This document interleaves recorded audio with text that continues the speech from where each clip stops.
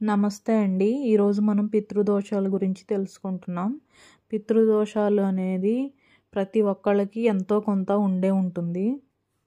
దానికోసం మనం పితృపక్షాలలో దానాలు ఇవ్వడం, లేదంటే మన ఇంట్లో చనిపోయిన వారి తిథి రోజున బ్రాహ్మణుడికి దానం ఇవ్వడం, ఇలాంటివన్నీ కార్యక్రమాలు చేస్తూ ఉంటాం.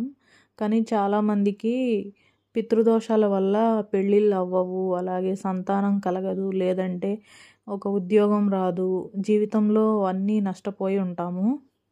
ఎన్ని పూజలు చేసినా, ఎన్ని వ్రతాలు చేసినా కానీ మనకి ఈ పితృదోషం ఉంటే ఆ ఫలితం అనేది అస్సలు రాదు. అందుకే ఈ పితృదోష నివారణ కోసం పితృస్తోత్రం అని ఉంటుంది. మీరు యూట్యూబ్లో చూసినా దొరుకుతుంది.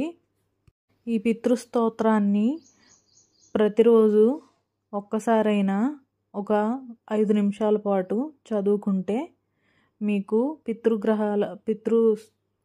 దోషాలు తొలగిపోయి చాలా సంతోషంగా మన పూజలకు ఫలితం లభిస్తుంది. అలాగే మంచి జరుగుతుంది. Thank you.